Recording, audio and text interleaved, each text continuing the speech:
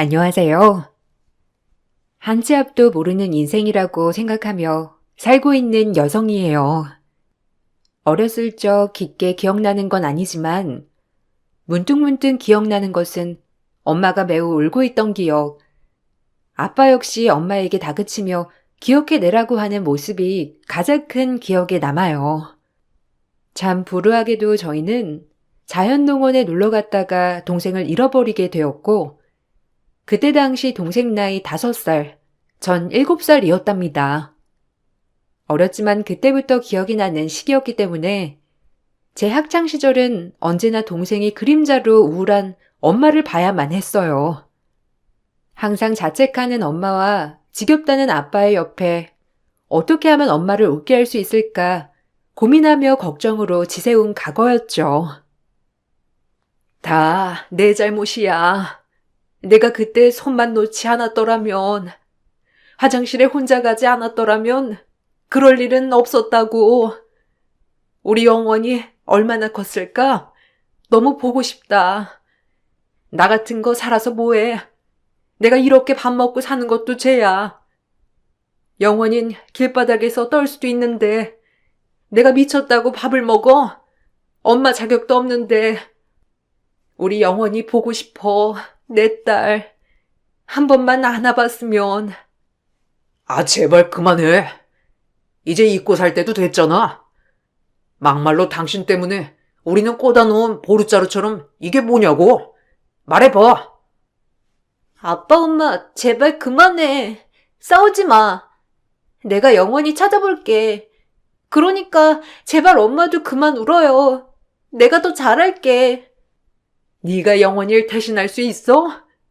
넌 엄마 마음 절대 몰라. 우리 영원히 그 귀엽고 어린 게 얼마나 무서울 거야. 부유했던 집이었지만 그거와는 반대로 암울한 집안이었어요. 저 역시 엄마 때문에 동생을 잊고 산 적은 단 한 번도 없었답니다. 어려서 늘 동생의 꼬리표로 인해 저 역시 노이로제가 걸릴 지경이었지만 최대한 우울한 엄마가 어떻게 될까봐 티는 내지 않았죠. 그렇게 우울했던 집을 벗어나고 싶다는 꿈이 있었고 그렇게 만나게 된 게 예비 남편이었어요. 제가 운영하고 있는 인테리어 회사의 외주업체에서 일하는 직원이었는데 처음 보는 저에게 싹싹하고 친절한 모습이 사람을 기분 좋게 하였거든요. 사실 이 남자가 없으면 못 살겠다 싶을 정도가 아니라 그저 하루라도 빨리 집을 벗어나 완벽한 내 가정을 꾸리고 싶다였어요. 우리 엄마가 한번 보자고 하시는데 자긴 어때? 사실 내가 장남인데 결혼이 늦어져서 엄마가 걱정이 이만저만 아니거든.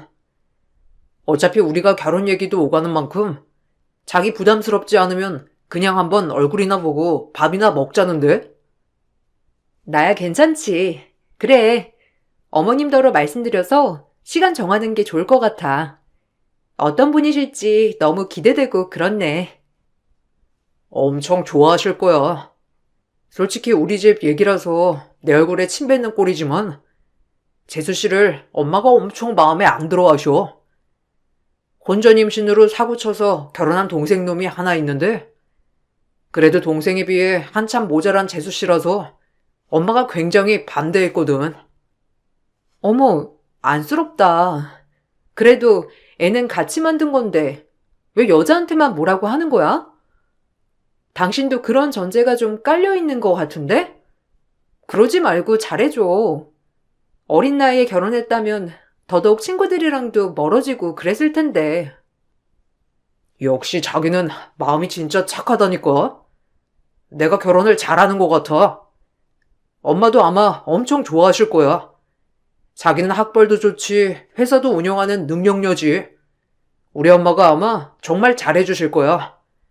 그러니까 우리 엄마 너무 무섭게 안 봐도 돼. 그럼 다행이네.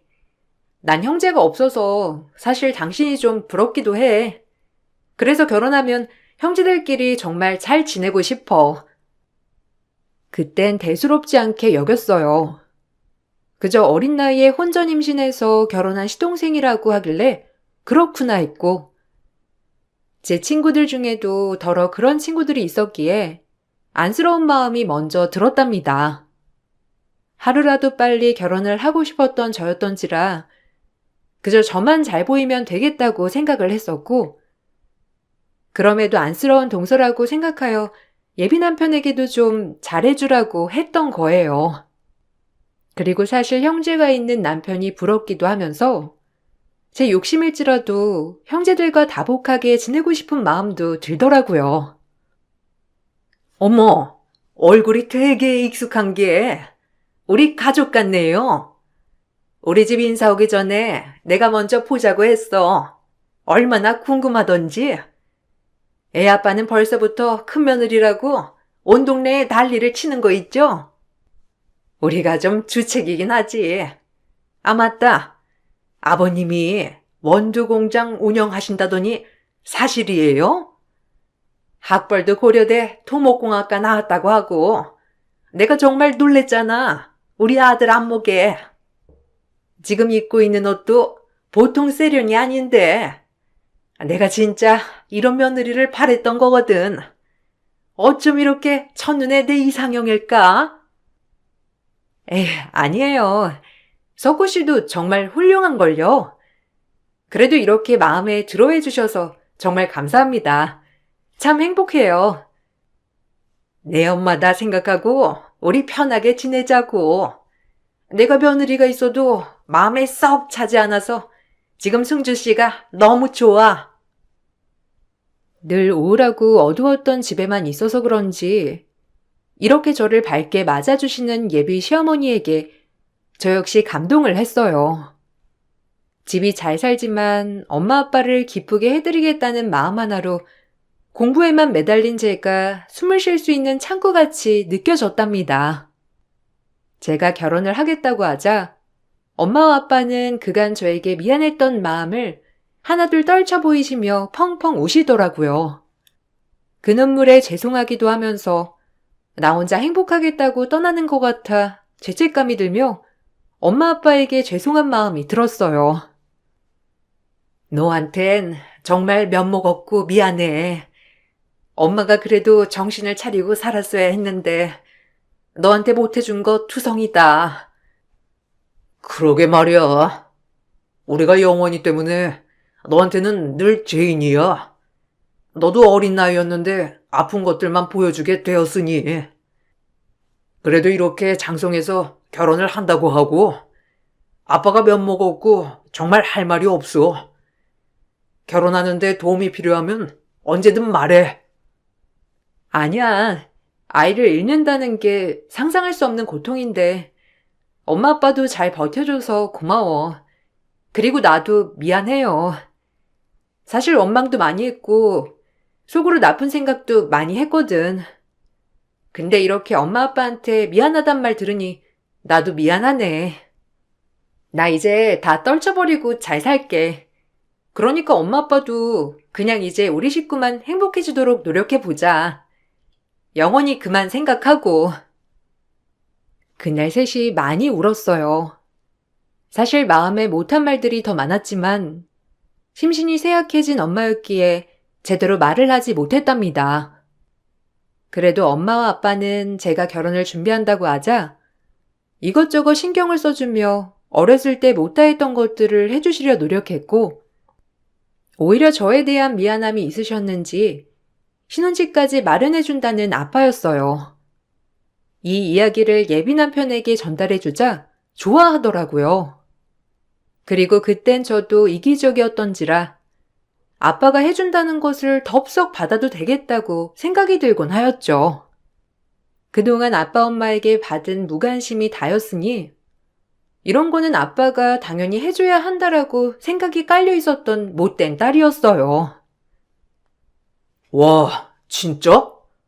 장인어른 진짜 통 크시다. 하긴, 그러니까 공장을 크게 하나 운영하시지. 그래도 그 지역에 그 집값이면 어마어마할 텐데. 와, 나 땡겨본 거 아니야?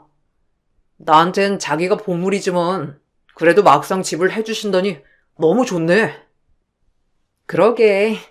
아빠가 아무리 여유 있어도 많이 부담이실 텐데 그래도 우리 행복하게 살라고 해주신 선물이니 감사히 받자. 당연하지. 마누라가 예쁘면 처가댁의 말뚝박아 절을 한다는데 내가 딱 그 짝이네. 나 당신 만나고 인생 폈다. 우리 엄마가 들으면 진짜 어떠실까? 아마 싱글벙글이실걸? 가뜩이나 당신 좋아가지고 빨리 결혼 날짜 당기라고 하는데. 예뻐해주니 감사하지. 아, 맞다. 그 당신 동생네 부부랑 언제 한번 따로 밥 한 끼 하고 싶은데 시간 있으려나? 그래도 형제가 딱 둘인데 이렇게 잘 지내면 좋잖아. 나도 형제가 없기도 하고 돈독한 우애를 느껴보고 싶었거든. 왁자지껄하게.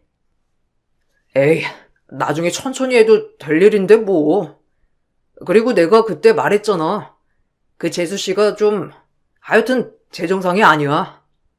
당신이랑 가깝게 지내는 거 난 반대야. 당신같이 공주 같은 사람이 재수씨랑? 아유, 생각만 해도 끔찍하다. 신경 쓰지 마. 뭐가 어때서? 그리고 내가 무슨 공주야. 그냥 평범하지. 당신도 너무 당신 재수씨한테 색안경 낀 거 아니야? 난 내가 만나보기 전까지 그런 거 신경 안 써. 그래도 동서지간에 딱 둘밖에 없는데 이왕이면 잘 지내는 게 좋을 거잖아. 같이 밥 먹는 자리를 마련하고 싶었을 뿐인데 예비 남편은 한사코 그것을 거절하였어요. 사실 사람을 약간 돈으로 차별하는 것 같은 생각이 들어서 기분이 좋진 않았지만 먼저 겪어본 예비 남편의 말이기 때문에 저 역시 그러려니 하던 시기였답니다. 그러던 중 제 친구에게 긴박한 소식을 전해 듣게 되었고 그 소식으로 인해 저희 집에도 신랑 같은 희망의 기대가 생겼어요.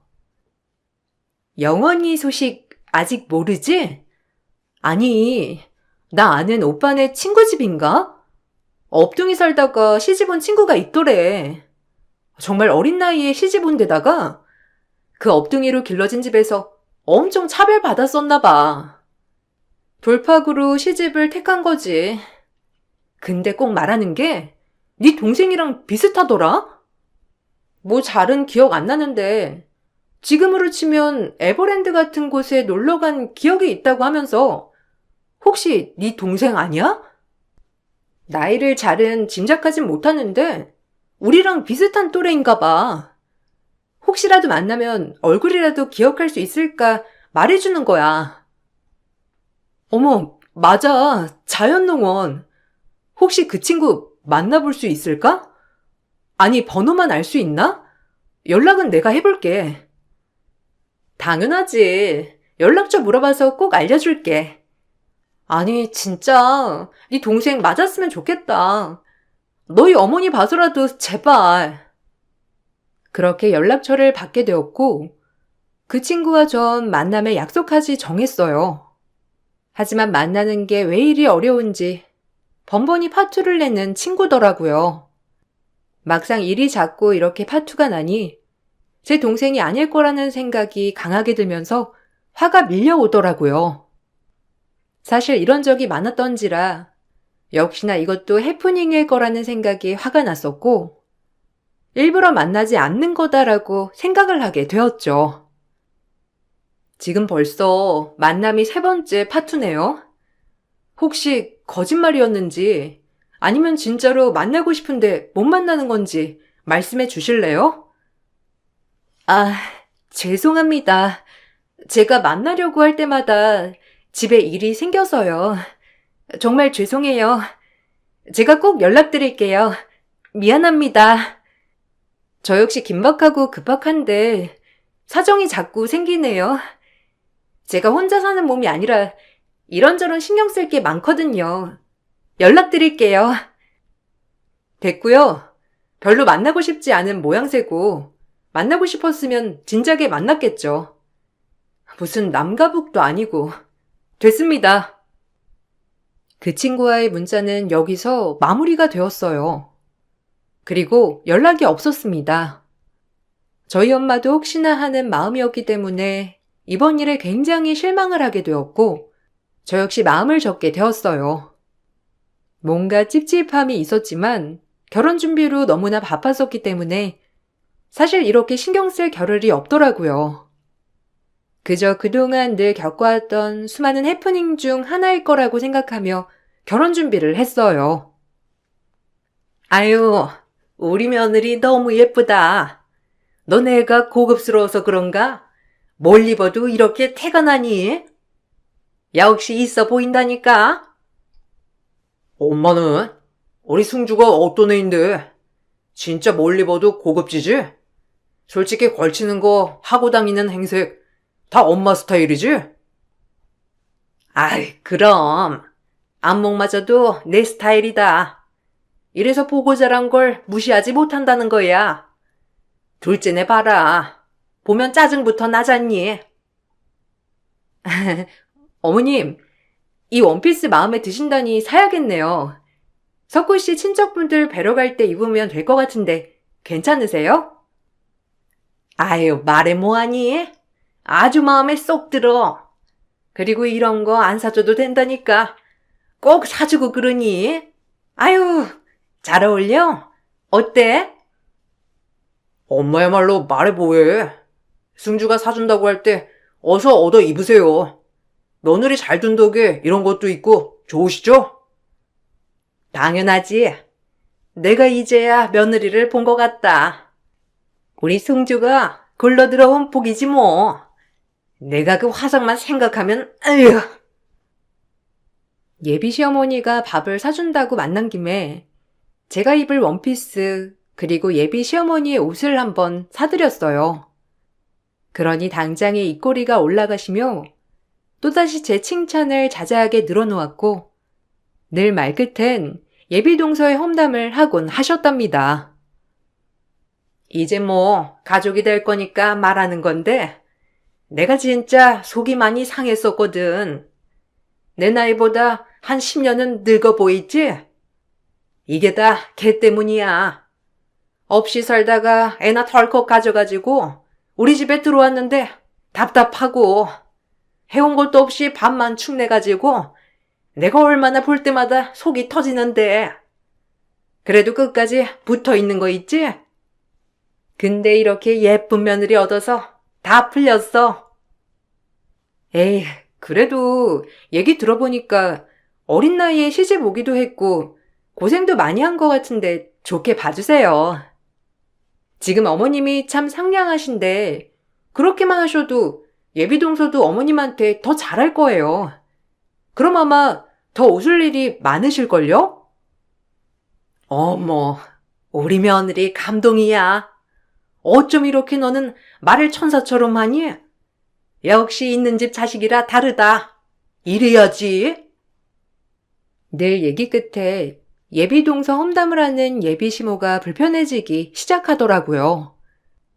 언젠가 저한테도 저렇게 칼날을 내세울 것 같은 마음이 들었고 지금이야 집이며 옷이며 제가 다 해드린다고 하니 좋아서 저러지만 결혼하면 달라질 것 같은 생각도 들었거든요. 그래도 잘 넘겨봐야지 하며 결혼의 코앞까지 오게 되었고 온 가족들을 만나는 자리가 있던지라 예비시댁에 방문하게 되었답니다.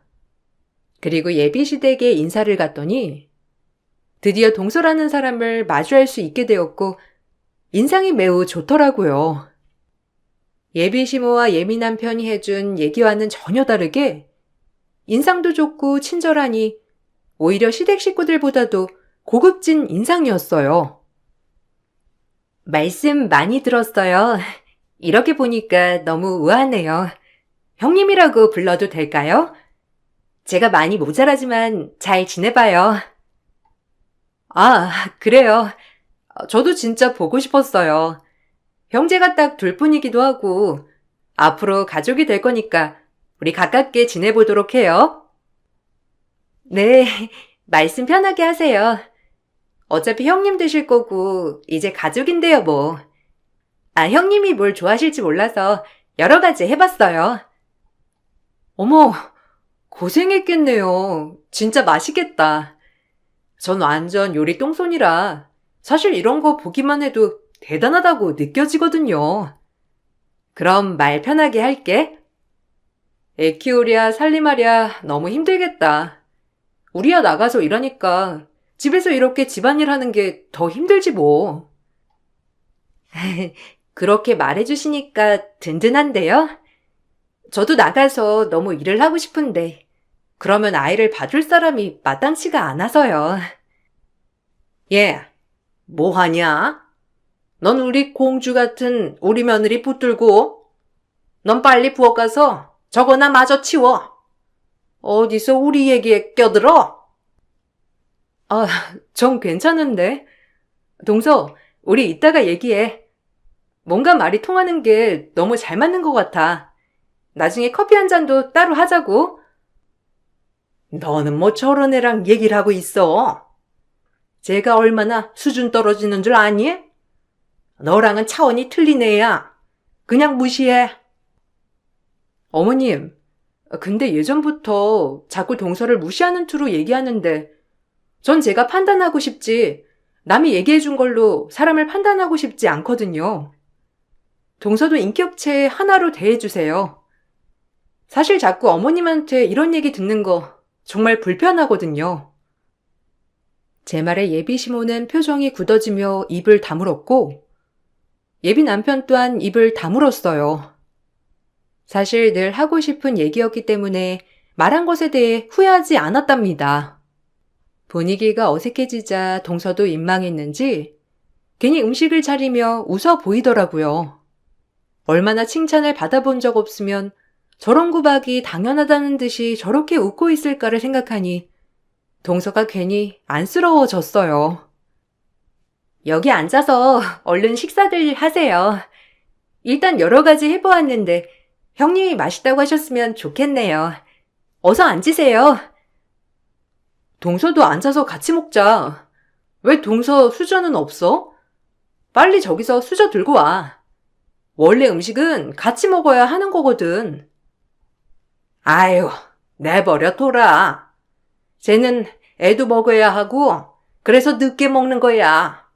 너나 앉아서 얼른 먹어. 시장할 텐데. 아들들, 어서 앉아. 같이 먹어야죠. 가족인데. 자기야, 늘 이런 식으로 식사했어? 이건 아니다. 웬 조선시대처럼 식사를 하고 앉아있어. 그래, 그럼 너도 앉아서 먹어라. 네 형님이 그렇게 불편하다고 하니 뭐 같이 먹어야지. 됐지? 이제 기분 좋게 먹자. 혼자 먹는 게 익숙해 보이는 동서였고 또다시 안쓰러운 생각이 들었답니다. 그렇게 밥을 먹으려고 할 때 동서목에 반짝거리는 펜던트가 하나 보이게 되었고 전 그것을 보고 바로 확신할 수 있었어요. 어려서 헤어진 동생이라는 것을 말이죠. 그 펜던트는 전 세계 어디에서도 구할 수 없는 저희 엄마의 사랑이 담긴 핸드메이드 펜던트였거든요. 그걸 보자마자 확신했어요. 동서, 그 펜던트 어디서 받은 거야? 아니, 어디서 받을 리가 없지. 세상에 하나뿐인 펜던트니까 엄마가 만들어준 거잖아. 이걸 아세요? 엄마라니. 어려서부터 차고 있던 거예요. 이게 혹시라도 제 가족을 찾을 수 있을까 싶어 애지중지했던 거고요. 이 목걸이에 대해서 아신다면 그럼 제 부모님도 아시겠네요? 어떻게 된 건지 얼른 말해주세요. 사실 제가 사연이 많거든요. 아마도 그 목걸이가 어려서부터 쭉 안 빠지고 걸려 있었다면 동서가 내 동생이 맞을 거야. 일단 우리 유전자 검사부터 하자. 네? 동생이라뇨? 아니, 이게 어떻게 된 일인지. 그럼 형님이 제 언니라는 거예요? 그 목걸이 정말 똑같은 거네요? 봐봐. 우리 똑같은 목걸이잖아. 나도 한 번도 뺀 적 없어. 혹시나 동생이 찾고 있을 거란 생각을 많이 했거든. 그 후엔 사실 정신이 없어서 기억이 잘 안 나요. 밥을 먹으려고 하다가 동서를 데리고 뛰쳐나왔고, 뒤에선 어리둥절해하는 예비 시모와 예비 남편이었어요. 그리고 유전자 검사를 하기 전 동서와 밤새 대화를 했답니다.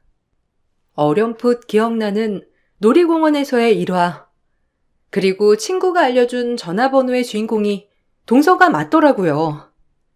동서는 하루 종일 살림하고 애를 보느라 집에서 외출조차 제대로 할 수 없었다고 했고, 그럼에도 갈 곳이 없어서 그 집에 붙어 있어야 했다고 했어요.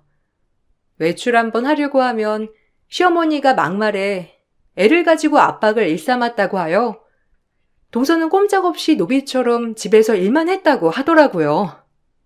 그리고 그동안 얘기를 해주었는데 제가 동생을 잃어버린 경로와 똑같았습니다. 역시나 제 동생임을 확신하게 되더라고요. 길을 잃어 업둥이로 한 부부집에 들어가게 되었고, 지금까지 친자식들과 차별을 받으며 살았다고 하더라고요. 그동안 살아온 세월에 대해 이야기하는데 정말 눈물이 주룩주룩 흐르면서 슬펐어요. 그리고 날이 밝고 유전자 검사를 하게 됐고, 결과가 나오는 동안 동서는 집에 들어가 이 모든 사실을 고하며 집을 나올 준비를 했답니다. 저 역시 그 결과가 나오기 전에 부모님께 제가 동생을 만나게 된 경위를 얘기를 했고, 부모님은 당장이라도 동생을 만나고 싶다며 발벗고 나서게 되었어요.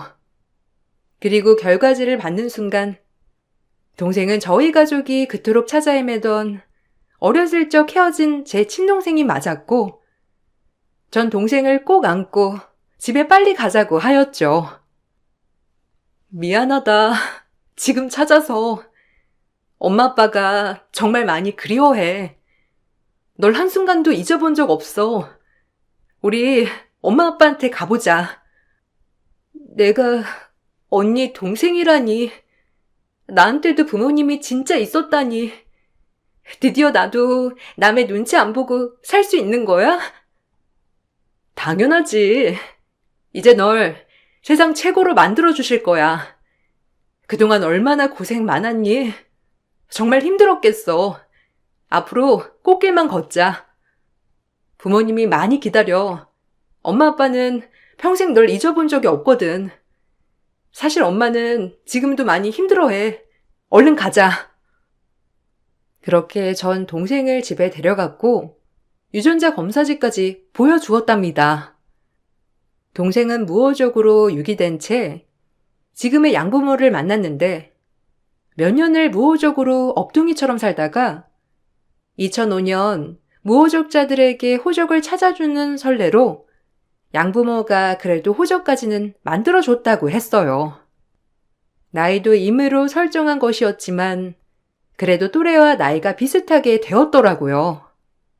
엄마와 아빠는 폭풍 같은 눈물을 흘리며 동생과 저를 꽉 껴안아 주었고, 그동안 동생에게 있었던 일을 들으며 분노도 할 수밖에 없었어요.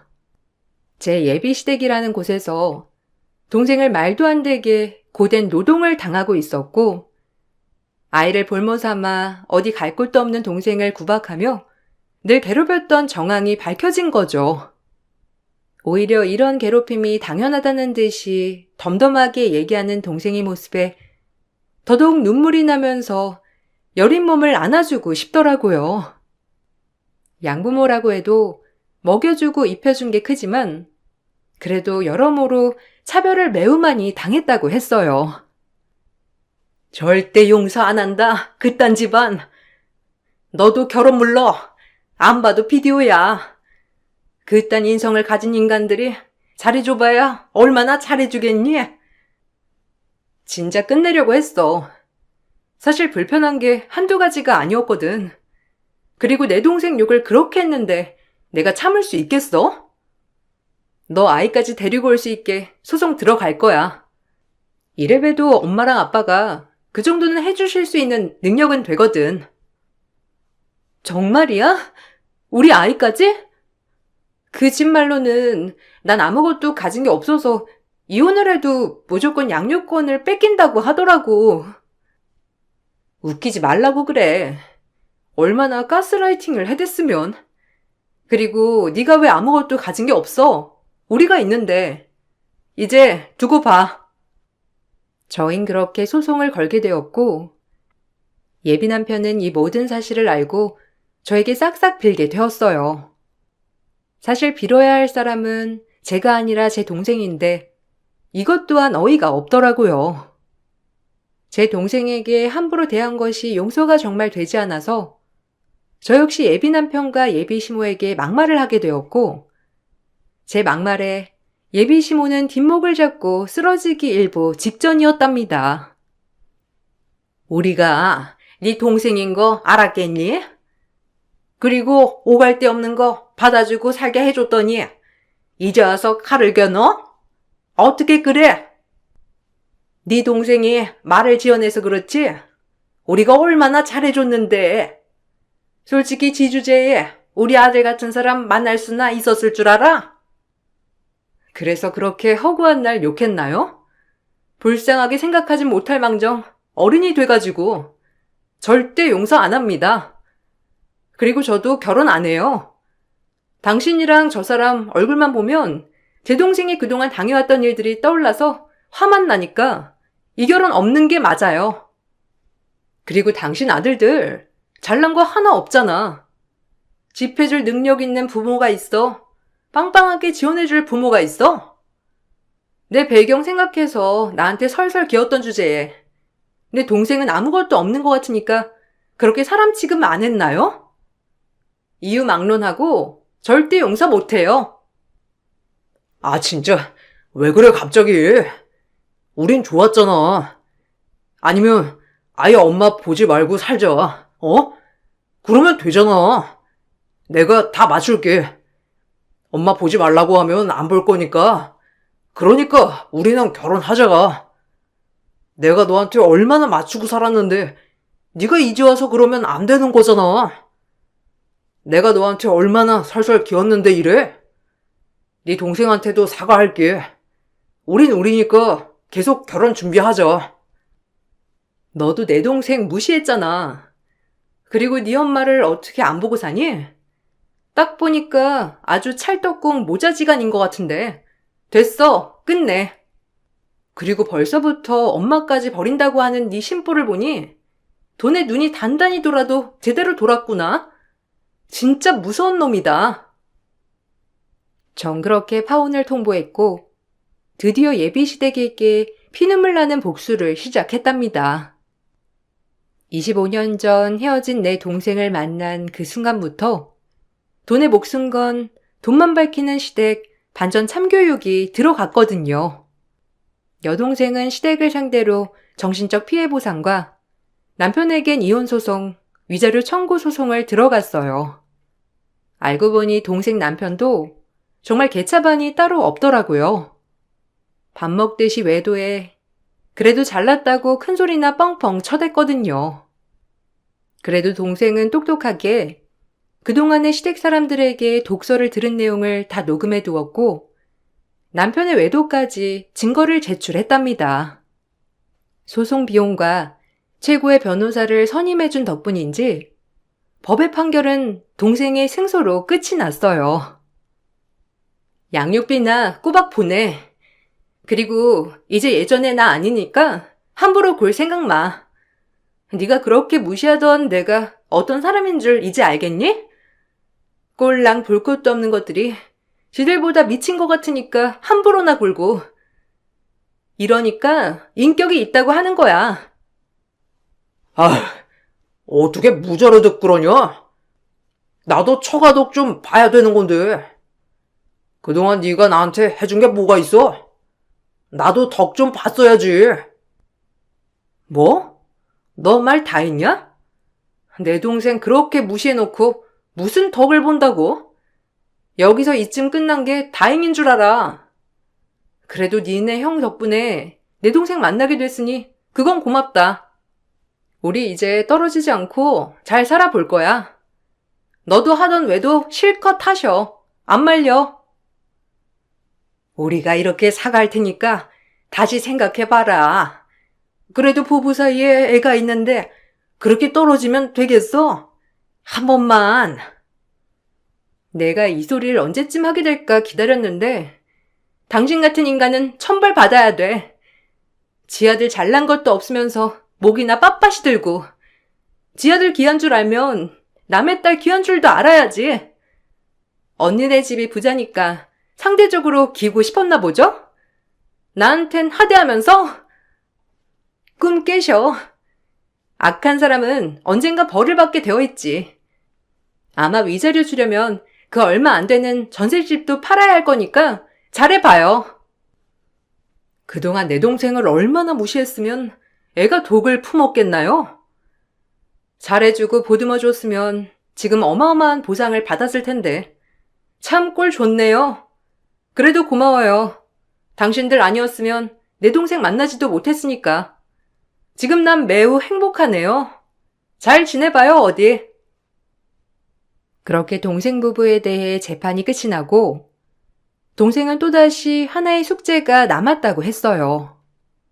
그것은 본인을 양자로 입양한 키워준 부모님들에 대해 파양소송을 진행하는 것이었죠. 동생은 업둥이로 그 집에서 엄청 많은 살림을 하고 살았다고 했고 도망치듯 지금 남편을 만나 결혼을 한 거라고 했습니다.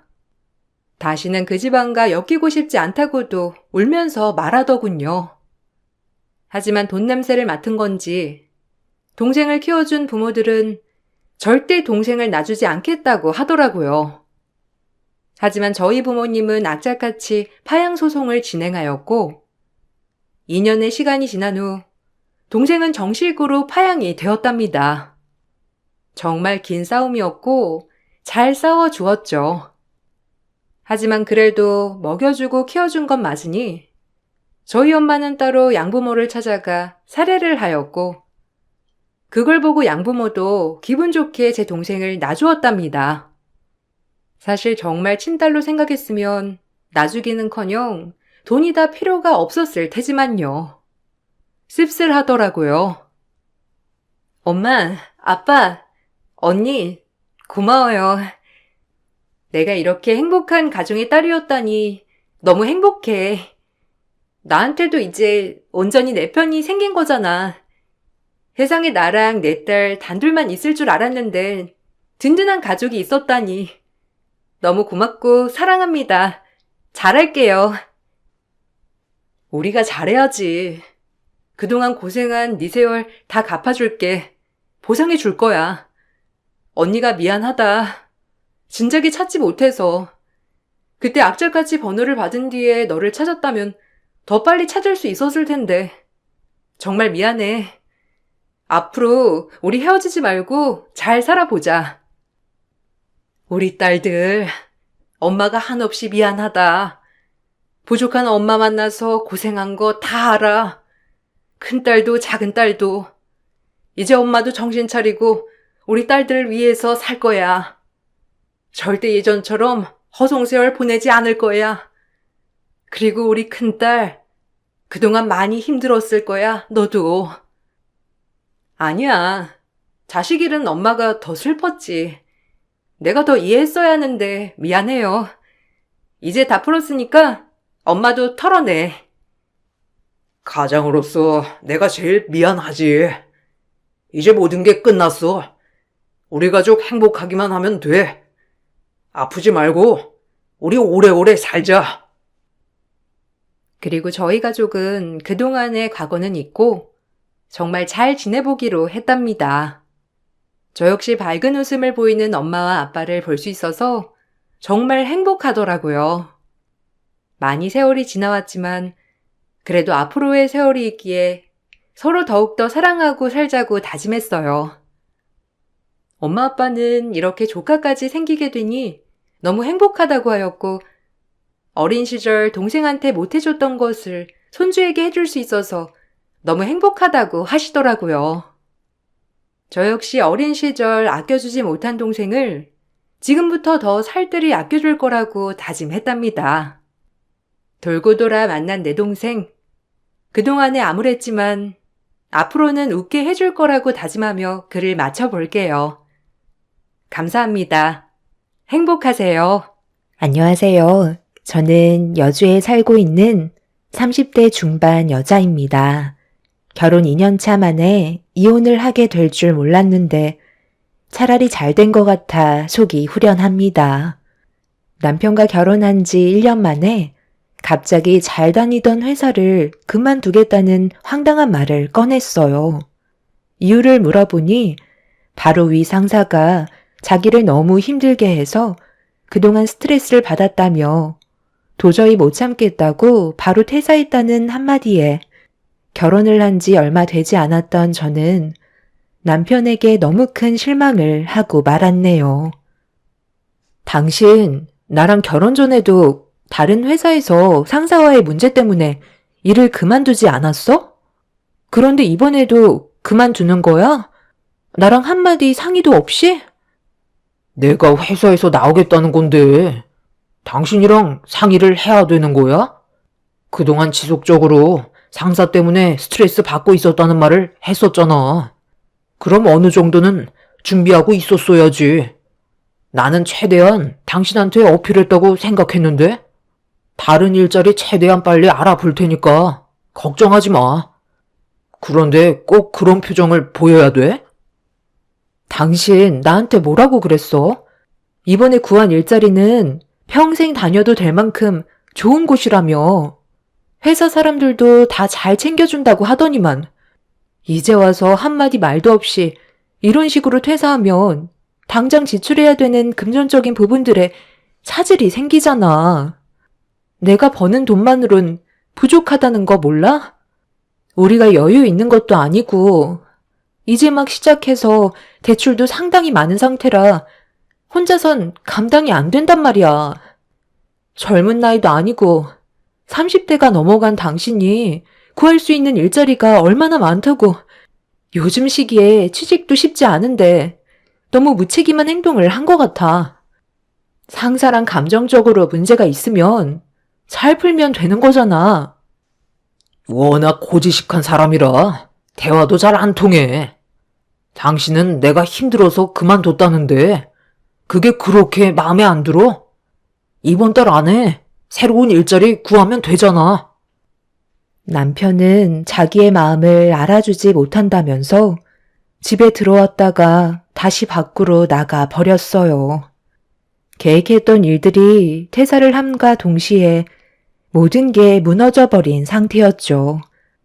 한참의 시간이 지나고 들어온 남편은 술이 머리끝까지 취해선 자기 몸 하나 가누지 못해 방으로 들어가 쓰러져 잠이 들어 버렸고 아무런 걱정 없이 행동하는 남편의 모습이 너무 실망스러워 한숨만 나오게 되었네요. 결혼 초기부터 이런 일이 생기니 앞으로의 결혼 생활이 두려워지기 시작했어요. 그래도 집안의 가장인데 최대한 빠른 시일 내에 안정적인 일자리를 알아볼 거라 믿고 아무 말 없이 기다려왔었는데 집에서의 백수 생활은 생각보다 오래 걸리고 있었습니다. 저는 하루하루가 말라가는데 남편은 도통 일자리를 구할 생각을 하지 않고 있었어요. 결국 남편과의 갈등이 점점 깊어졌고 화가 올라와 버린 저는 남편에게 불만을 털어놓았습니다. 당신, 나랑 결혼한 이유가 뭐야? 집에서 게임만 하려고 나랑 결혼한 거야? 내가 벌어다 주는 돈으로만 먹고 살려고 나 속인 거냐고. 이건 충분한 이혼 사유 해당되는 거 알지? 나한테 어떤 상황인지 말도 안 해주고 밖에서 힘들게 일하고 퇴근하면 당신은 맨날 게임이나 하고 있는데 내 속이 지금 얼마나 타들어가는지 알아? 계속 이런 식이면 우리 같이 살아갈 수가 없어. 당신이 생각하는 결혼 생활이 이런 건 아니잖아? 앞으로 어떻게 할 건지 확실하게 말을 해봐. 내가 하루 종일 놀았을 것 같아? 나도 이리저리 일자리 알아보고 있다가 잠깐 머리 좀 식히려고 게임 좀 했던 것뿐인데 당신이 앞뒤 상황을 모르니까 내가 하루 종일 노는 것처럼 보이는 거야. 몇 군데 면접 자리 알아놨으니까 좋은 결과 있으면 알려줄게. 사람이 너무 조급하면 하던 일도 제대로 못하게 된다고. 침착하게 좀 기다려봐. 나도 적은 나이 아니라는 거 잘 알기 때문에 최대한 신중하게 결정하려는 거니까 숨 막히게 계속 뒤에서 긁어대면 금방 지친다고. 그럼 면접 자리 잡혀 있는 거 나한테 확인을 좀 시켜줘봐. 당신이 나한테 믿음을 주지 않으니까 내가 불안해서 그래. 어디 면접 보는 건데? 남편은 제 말이 끝나자마자 보여주었는데 3군데의 면접 일정을 잡아놓은 상태였어요. 그걸 본 저는 안심이 되었고 남편도 어느 정도는 생각이 있는 줄 알았습니다. 그런데 다음날 퇴근을 하고 들어왔는데 남편은 전날과 똑같은 모습을 하고 있었습니다. 그날 전화 한 통 없어서 걱정을 하고 있었는데 아무것도 하지 않고 그냥 TV만 보고 있길래 면접은 어떻게 됐냐고 물어보니 아무 말도 하지 않더라고요. 면접 보러 가는 날 아니냐고 다시 되묻자 남편은 3군데 다 마음에 들지 않았다면서 한껏 기대에 부풀었던 저를 힘 빠지게 만들었네요. 그날 잘 먹지 않았던 술까지 먹게 되었고 남편은 제 눈치를 살피기 시작했어요. 최대한 빠른 시일 내에 다시 알아보겠다며 신중할 필요가 있어서 그런 거라는 말을 했지만 남편에 대한 믿음은 날이 가면 갈수록 바닥으로 떨어지고 있었습니다. 그렇게 또 다시 하루 이틀이 지나고 어느새 한 달이 훌쩍 넘어가 버렸네요. 그런데 시댁에 모임이 있어 주말에 잠깐 다녀와야 했는데 남편이 갑자기 제 손을 잡았어요.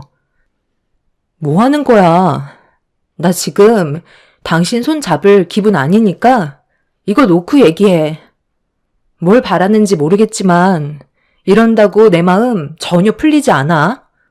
갑자기 왜 그러는 건데? 일단 들어가기 전에 당신이랑 먼저 해결해야 될 문제가 있어. 나 지금 퇴사한 지 꽤 됐잖아. 그런데 아직까지 이 사실을 우리 부모님께선 알지 못하셔. 내가 퇴사했다는 말이 부모님 귀에 들어가면 오래간만에 얼굴 보는데 기분이 안 좋으실 거 아니야. 그러니까 당신이 입단속만 잘해줬으면 좋겠는데 그렇게 해줄 수 있지? 내 기분이 안 좋은 건 생각도 안 하고 아버님, 어머님 걱정하시는 건 마음에 걸리나 봐.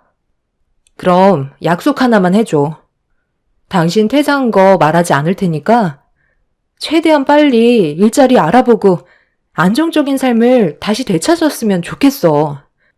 그렇게만 해준다면 당신이 원하는 대로 퇴사했다는 거 말하지 않겠다고 약속할게. 남편은 저에게 최대한 빠른 시일 내에 취업을 하겠다는 약속을 했고 그렇게 확답을 받은 뒤에 시댁 현관문을 열며 들어갔네요. 이미 상당히 많은 식구들이 한자리에 모여서 즐겁게 대화를 주고받고 있었어요. 저희 부부를 보자마자 시댁 식구들이 반겨주시길래 표정 관리하면서 아무 일도 없었다는 듯 행동을 했네요. 그렇게 모두가 즐거운 식사 자리를 끝낸 뒤 함께 모여 그동안 제대로 나누지 못했던 대화를 주고받고 있었는데 큰형님이 저희 부부는 어떻게 살고 있냐는 질문을 했어요. 둘이 결혼한 지 벌써 1년이나 지났는데 요즘도 연애했을 때랑 똑같아? 보통 결혼하면 환상이 깨져버린다고 하잖아. 우리는 서로 못 잡아먹어서 난리지만 동서랑 서방님은 한창 깨가 쏟아질 때잖아. 앞으로 어떻게 살아갈지 계획은 잘하고 있고 신혼부부이긴 하지만 나이가 있다 보니 아이 계획도 생각하고 있을 텐데 내 생각엔 아이는 하루라도 빨리 가지는 게 좋거든. 나이가 들어갈수록 아이를 가지는 것도 힘들지만 키우는 것도 많은 어려움들이 생길 거야. 저희도 다 생각하고 있어요. 아이도 계획하려고 준비 중이고요. 요즘 너무 할 일이 많다 보니 정신이 없어서 잠깐 숨 좀 돌릴 수 있을 때 아이를 가지려고요. 그래, 너희들이 알아서 하겠지만 나도 하루빨리 손주를 보고 싶은 마음은 어쩔 수 없는 것 같다. 웬만하면 서둘러 주는 게 좋지 않겠어? 세아가는 왜 말이 없니? 아, 네. 저희도 고민 중이에요. 안정적인 생활이 유지가 돼야 아이를 키울 때 불안하지가 않죠. 지금 상황에선 힘들 것 같고 좀 더 시간이 지난 뒤에 생각해 보려고요. 아니, 생각할 게 뭐 있니? 너희들이 일을 하고 있는데 부족할 게 뭐가 있어? 대출이야 살면서 차차 갚아나가면 되는 거잖아. 하루 이틀 미루다 보면 금방 마흔이다. 동서가 여자로서 걱정되는 것들이 뭔지 충분히 이해는 하는데 어머님 말 들어서 나쁠 거 없어. 말 나온 김에 이번에 우리 회사에서 남자 직원 한 명 채용하려고 하는데 서웅님 혹시 생각 있으세요? 지금 다니는 회사보다 월급도 좋고 가족이니까 승희 아빠가 더 신경 써서 챙겨줄 텐데 이번 기회에 한번 진지하게 고민해 보는 것도 좋을 것 같은데요? 가족들끼리 일을 하면 서로 조심스러운 부분들이 생기다 보니 저는 일반 직원을 뽑는 게 좋을 것 같다고 했는데 승희 아빠가 서방님이 들어오면 좋을 것 같다고 하도 부탁을 해서 진지하게 고민한 끝에 서방님이 좋다면 받아주기로 했거든요. 지금 받는 월급이 얼마나 된다고 했었죠? 저번에 듣기론 300 초반인 걸로 알고 있었는데 저희와 함께 일하면 400 초반으로 맞춰드릴게요.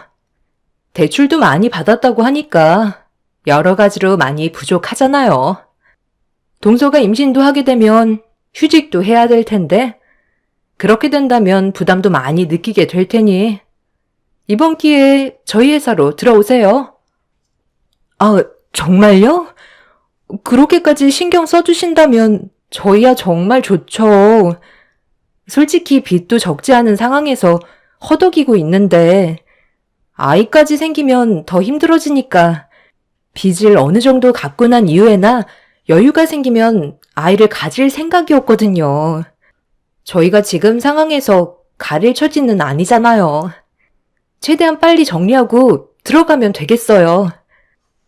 아니, 지금 그냥 밑으로 들어가서 일을 하란 말이야? 그게 얼마나 불편한 일인 줄 알아? 원래 남보다 가족이 더 불편하고 힘든 거야. 지금 당장 결정은 힘들 것 같은데? 형수님이 저희 걱정해 주시는 건 고마운데요. 그동안 사람 써보셔서 알잖아요. 서로 불편한 일 만드는 계기가 될 수도 있는 거라고요. 저는 좀 더 생각을 해볼게요. 남편의 말을 듣는 순간 화가 머리끝까지 올라가서 남편과 잠깐 대화 좀 하겠다며 뒷마당으로 끌고 갔어요. 제가 왜 화를 내고 있는지 전혀 알지 못하더라고요.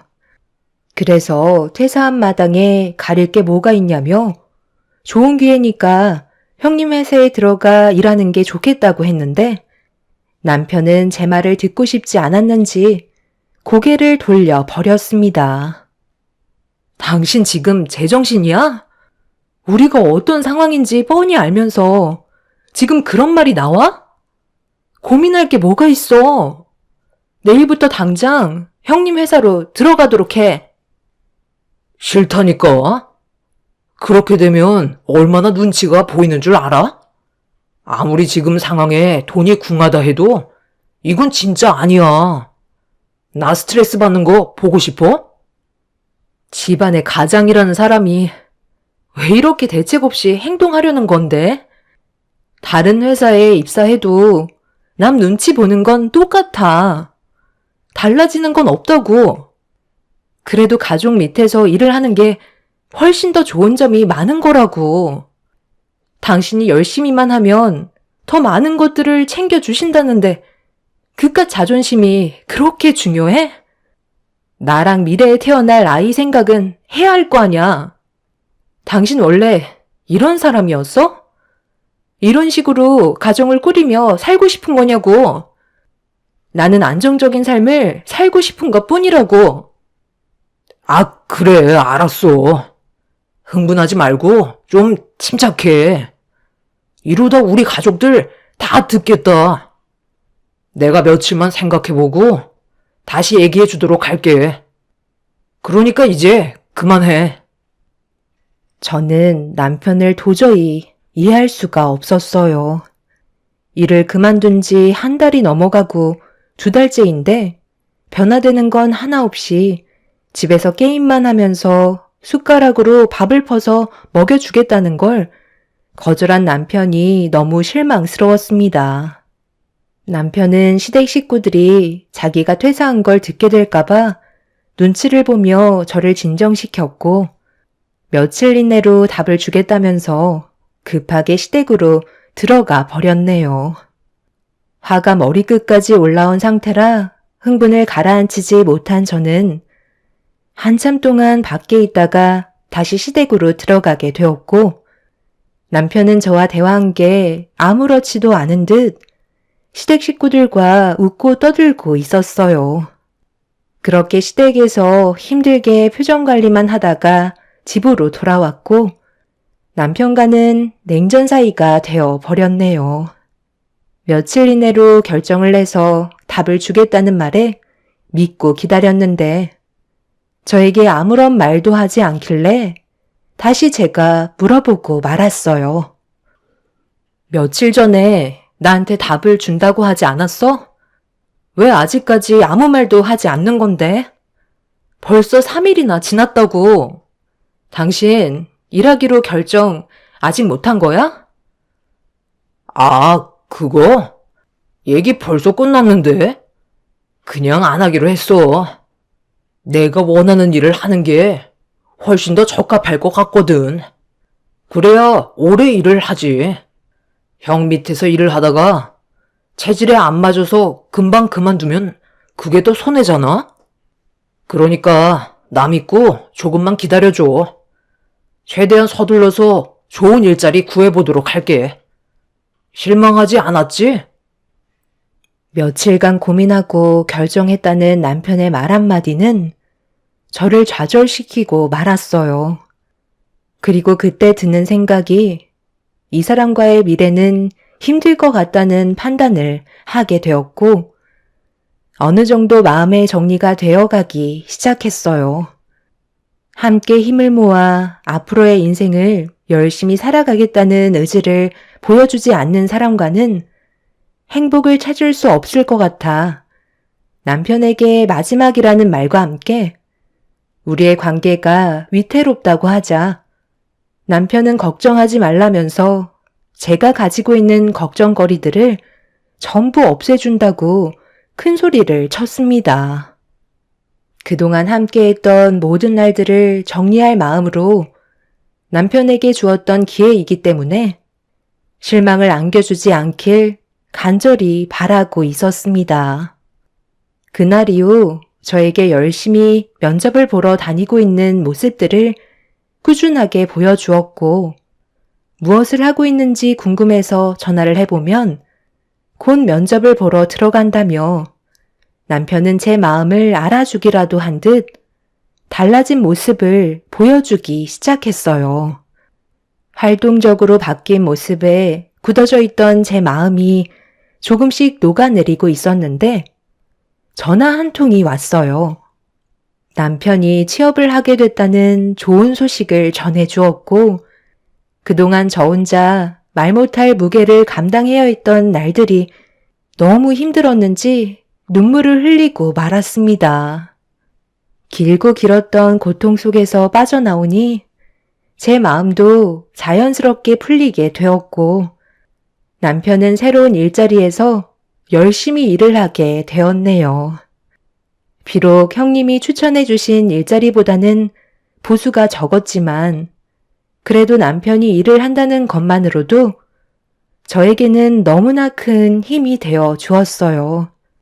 그렇게 몇 달의 시간 동안 묵묵히 회사를 잘 다니던 남편과 다시 좋은 관계를 유지하며 지내오던 어느 날, 오래간만에 여유를 가지고 외식을 하고 있는데 몸에서 이상함을 감지하게 되었고 갑자기 찾아온 울렁거림에 당황해 외식이 끝난 뒤 집으로 돌아갈 때 혹시 몰라 임신 테스트기를 사서 집에 도착하자마자 화장실에 들어가 확인을 하게 되었죠. 이상했던 느낌은 예상대로 테스트기의 두 줄이 선명하게 찍힌 걸 볼 수 있었습니다. 화장실에서 나오자마자 남편에게 임신했다고 말을 하는 순간 기뻐 날뛴 남편은 앞으로 집안의 가장으로서 뱃속에 있는 아이의 아빠로서 가정을 지키기 위해 노력을 하겠다며 저를 안아 들었습니다. 달라진 남편의 모습이 저를 안심시켜 줬기 때문에 더욱더 책임감이 뒤따라 앞으로는 걱정이 없을 줄 알았어요. 계획하지 못했던 뱃속의 아이까지 찾아와 버렸으니 남편이 짊어져야 할 무게는 조금 더 무거워지게 되었죠.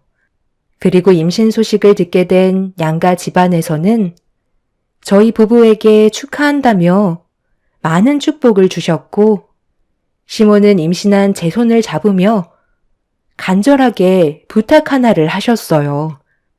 아직 성별도 모르는데 아들 손자를 원하고 계셨습니다. 그건 제가 어떻게 할 수 있는 게 아니라고 설명을 드렸네요. 아들 손자 하나만 낳아주면 네가 해달라는 거 다 해줄 테니까 최대한 할 수 있는 방법은 다 동원해봐라. 처음엔 손녀가 참 이뻤는데 셰미가 손녀는 이제 지긋지긋하다. 나는 아들만 셋을 낳았는데 어떻게 된 게 며느리들은 하나같이 딸만 줄줄이 낳을 수가 있는 거야? 네가 내 마지막 희망이니까 아들 손자 한 번만 안겨줬으면 좋겠다. 그건 제가 노력해서 될 문제가 아니지만 최대한 노력은 해볼게요. 하지만 제가 만약 딸을 낳게 된다 해도 이뻐해 주실 거죠? 차별은 하지 말아주세요. 시모는 제가 질문한 말에 대해서는 아무 말도 없이 입을 닫으셨어요. 눈빛에선 절대적으로 아들을 낳아야 한다는 말을 하고 계셨습니다. 딸은 받아주지 않겠다는 시모의 마음이 저에게 전달이 되었죠. 임신을 했는데 여러 가지 복합적인 감정이 또 다른 걱정거리를 만들게 될 거라곤 예상하지 못했지만 50%의 확률이기 때문에 가족의 평화를 위해선 아들이었으면 좋겠다는 마음이 조금 더 크게 작용했던 것 같네요. 그렇게 시모의 사랑을 한 몸에 받으며 잘 지내오던 어느 날 몸이 점점 무거워지기 시작하면서 회사를 다니는 거에 어려움을 느끼기 시작했어요. 하루 종일 앉아서 일을 해야 되는 상황이라 불편한 점들이 많아지고 있었죠. 아이와 저를 위해 당분간 휴직계를 내야 할 것 같아 제 고민을 남편에게 털어놓으려 하는데 퇴근하고 들어온 남편이 흥분을 가라앉히지 못한 채 화를 내고 있었어요. 그런 모습을 본 저는 당황해서 무슨 일 때문에 그러는 거냐고 물어보자 남편은 또다시 회사에서 나왔다는 충격적인 말을 꺼내었네요. 뭐라고? 아니, 다닌 지 얼마나 됐다고 왜 또 퇴사를 하는 건데? 이제 겨우 6개월 지났다고. 웬만하면 그냥 다니지. 꼭 퇴사를 해야만 하는 이유가 있었던 거야? 아니, 사장이 내가 실수한 것도 아닌데 내 탓으로 돌리잖아. 그래서 억울하다고 하니까 잘못을 인정하지 않는다고 갑자기 화를 내는 거야. 정말 어이가 없어서 그냥 퇴사하겠다고 나와버렸어. 내가 뭘 그렇게 잘못했다고 직원들 보는 앞에서 나한테 쪽을 주냐고. 오래간만에 괜찮은 직장에 취직했는데 사장 눈만 아니면 계속 다닐 수 있었지만 어쩌겠소. 다른 일자리 알아봐야지. 그래도 6개월 정도 일했으니 어느 정도는 버틸 수 있잖아. 모아놓은 돈으로 잠깐만 생활하도록 하자. 당신 회사가 장난이야? 사장이랑 안 좋은 일이 있었어도 충분히 대화로 풀어나갈 수 있었잖아. 이제야 숨통이 트일만 하니까 또 일을 저질러? 당신 원래 이렇게 끈기 없는 사람이었어? 몇 달 있으면 뱃속에 있는 아이도 세상 밖으로 나오는데 불행만 안겨줄 거야? 왜 이렇게 철없이 구는 건데? 내가 이러고 싶어서 그런 게 아니라는 거 잘 알면서 그래? 일자리는 많이 있다고. 사장이란 놈이 인재를 못 알아보고 막대한 게 잘못인데 왜 나한테 뭐라고 그래? 저는 결국 그 자리에 주저앉아 눈물을 펑펑 쏟아냈고 남편은 저를 보며 답답하다면서 술이나 한잔하러 나갔다 오겠다며 6개월 전과 똑같은 행동을 보여주고 있었습니다. 앞으로 어떻게 살아가야 할지 더 이상 앞이 보이지 않았어요. 이런 상황 속에 하필 다음 날이 시모와 뱃속에 있는 아이의 성별을 확인하러 가는 날이었죠. 시모는 들뜬 마음으로 다음날 아침 일찍 전화를 주셨고 남편은 술에 쩔어 일어나지도 못하고 있었습니다. 그 모습을 보고 있는데 너무 화가 치밀어 올랐던 저는 찬물을 한 바가지 퍼서 입을 벌리고 자고 있는 남편의 얼굴에 냅다 부어버렸어요. 그리곤 일자리 구하는 동안 집에만 박혀있지 말고 일당직이라도 구해서 일을 하라며 큰소리친 뒤 밖으로 나와 버렸네요. 남편은 술이 덜 깨선 온갖 짜증을 내며 자기 얼굴에 찬물을 부었다고 화를 내고 있었습니다. 그렇게 현관문을 박차고 나온 저는 시모와 함께 산부인과를 찾아가게 되었고 남편과의 고민에 대해 털어놓으려 하는데 시모는 뱃속에 있는 아이가 아들일 것 같다며 한층 들떠 계셔서 제가 가진 고민이 입 밖으로 나오지 않았네요.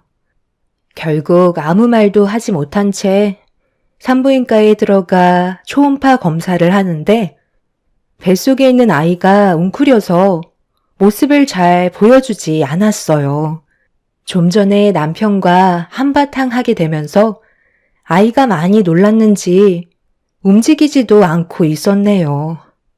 시모는 원장님의 입만 바라보면서 아들이길 바라는 간절한 마음에 양손을 모으며 쳐다보고 있었는데 고개를 갸우뚱하며 한참 동안 초음파로 뱃속에 있는 아이의 상태를 보다가 아주 이쁘게 생겼다는 한마디를 꺼내셨습니다.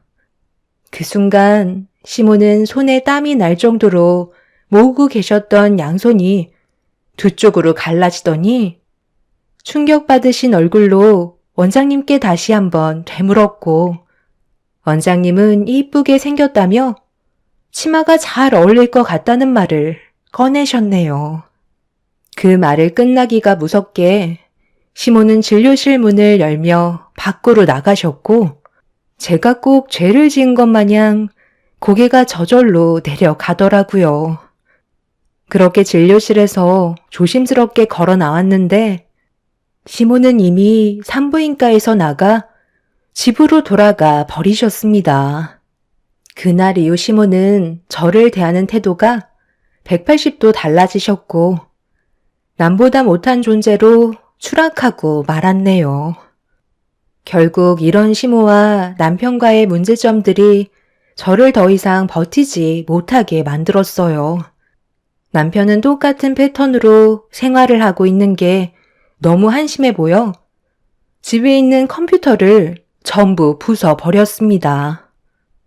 노발대발하며 난리친 남편은 그날 이후 집에는 잘 들어오지 않았고 이제는 아예 일자리도 알아보려 하지 않았어요. 더 이상은 안 되겠다 싶어 이혼을 결정하게 되었죠. 어디서 무얼 하는지 남편은 새벽에 잠깐 집에 들어와 샤워하고 옷만 갈아입은 채 다시 밖으로 나갔어요. 제가 이혼 준비를 하고 있다는 건 꿈에도 모른 채 말이죠. 그렇게 하나하나 준비해가며 앞으로 있게 될 일들에 대해 계획을 세우고 있는데 어느 날 변호사 사무실에서 볼일을 마치고 집으로 돌아가려고 밖으로 나오던 도중 카페가 앞에 보이길래 단 게 먹고 싶어 과일 주스 하나 먹으려고 카페 문을 열고 들어갔어요. 그렇게 생과일 주스 한 잔을 건네받은 뒤에 몸을 돌렸는데 그 순간 제 앞에 시모가 저를 바라보고 계셨네요. 너무 갑작스러운 상황이라 흠칫 놀라며 어색한 인사를 드리는 사이 시모는 제 손에 들고 있던 명세서와 카드를 낚아채셨고 결제 내역을 확인하시곤 눈이 휘둥그레지셔서는 저한테 막말을 퍼부으시더니 자기 아들이 힘들게 벌어모은 돈으로 제 배만 불린다며 많은 사람들 보는 앞에서 만삭인 제 뺨을 명세서로 사정없이 내려치셨어요. 너무 놀라 뭐 하시는 거냐고 소리를 지르자 딸이라서 딸기 주스를 시켜 먹냐는 어이없는 말을 꺼내시더니 제 손에 들고 있던 주스를 빼서 뚜껑을 열은 뒤 머리 위로 부어 버리셨네요. 지금 이게 뭐 하시는 거죠? 뱃속에 있는 아이가 딸이라고 한순간에 이렇게까지 변하실 줄은 정말 몰랐네요. 그리고 그 카드 그 사람 거 아니거든요? 각자 일하면서 모은 월급 중에 일부를 나눠서 생활비를 넣어둔 카드라고요. 그런데 그 안에 있는 생활비가 지금은 제가 벌어모은 돈으로만 꽉 차 있다고요. 어머님이 그렇게 아끼시는 아들이 지금 뭐라고 다니는 줄 아세요? 저랑은 한마디 말도 없이 퇴사해서 그동안 벌은 돈으로 흥청망청 쓰면서 집에는 들어오지도 않고 있다고요. 저번에 형님이 그이한테 같이 일하길 원했었죠? 그때도 퇴사한 상태였어요. 지금까지 제 속이 얼마나 타들어갔는지 아세요? 그런데 어머님은 뱃속에 있는 아이가 딸이라고 저를 이런 식으로 대하시면 제가 가만히 있을 것 같아요? 방금 하신 행동에 대해서는 그냥 넘어가지 않을 거예요. 너 방금 뭐라고 그랬니? 내 아들이 지금 백수라는 거야? 그걸 왜 이제야 얘기하는 건데? 미리 말을 했다면 이런 일도 없었을 거 아니야? 제가 고민거리를 털어놓고 싶어도 그이가 어머님 걱정하실까봐 말하지 말라고 했었어요. 그런데 지금은 상황이 달라졌으니 전부 다 얘기하는 게 좋겠죠. 저 그이랑 이혼하기로 결정했어요. 지금 변호사 사무실 다녀오는 중이고 제가 받은 상처와 손해에 대해 소송 걸기로 했으니까 그런 줄 알고 계세요. 아, 그리고 하나 말씀 안 드린 게 있는데 어머님이 그날 산부인과에서 딸이라고 저만 버려두시고 집에 돌아가셨죠? 그때 원장님께서 곧바로 나오시더니 뭐라고 하셨는 줄 아세요? 뱃속에 있는 아이가 치마가 아닌 바지를 입어야 할 것 같다며 다시 정정해 주셨어요. 그래서 초음파 검사를 다시 해보니까 뱃속에 있는 아이가 아들이더라고요. 방금 어머님이 하신 행동은 저와 뱃속에 있는 아들한테 씻을 수 없는 상처를 주신 거고 어머님도 법적 처벌은 피해가지 못하실 것 같네요. 사장님, CCTV 좀 확보해 주세요. 여기 계신 분들이 전부 다 증인인 거 아시죠? 만삭인 임산부한테 어떻게 이런 행동을 하실 수 있으시죠? 카운터에서 모든 상황을 지켜보신 사장님께선 진정하라며 저에게 얼음물을 건네주셨고 그걸 받자마자 시모의 얼굴에 뿌려버린 뒤 밖으로 나가려 하는데 남편이 어떤 여자와 손을 잡고 건물로 들어가더라고요. 그걸 본 저는 너무 놀라 급하게 따라 들어갔는데 그곳은 충격적이게도 PC방이었고 남편은 그 여자와 같은 게임을 하며 즐거워하고 있었습니다. 저를 뒤따라온 시모는 자기 아들의 행동에 엄청난 실망을 했는지 남편의 머리끄덩이를 잡고 PC방에서 난리를 치고 말았네요. 남편은 그동안 게임상에서 만난 여자와 현실적으로 만남을 가지고 있던 거였어요. 결국 이런 충격적인 사실들이 전부 밝혀지면서 더 이상 용서받을 수 없는 상황까지 오고야 말았네요. 저는 남편에게 이혼 위자료에 소송을 걸었고 게임상에서 만났다던 여자에게도 상간녀 소송을 진행하게 되었네요. 그리고 임산부인 저를 함부로 대했던 시모에게도 제가 받은 상처에 대한 정신적인 손해배상을 요구하게 되었어요. 시모는 땅을 치며 후회하셨고 뱃속에 있는 아이가 손녀가 아닌 손자라는 사실을 알게 된 이후 다시 돌아와 달라고 애원하셨지만 백수아들 끼고 천년만년 사시라며 뒤도 안 보고 큰 소리친 뒤 인연을 끊게 되었네요. 그날 이후 시모의 집안에는 역풍이 불었고 남편은 자기 인생 알아서 하겠다며 개차반같이 살다가 게임에서 만난 여자와 오토바이를 타고 가다가 큰 사고가 나게 되면서 현재 혼수 상태에 빠졌다고 합니다. 깨어나지 못하는 상황이 되자 시모는 다시 저에게 찾아와 제 목소리를 들어야 그 사람이 일어날 수 있다며 저를 데리고 병원을 가고 싶어 합니다.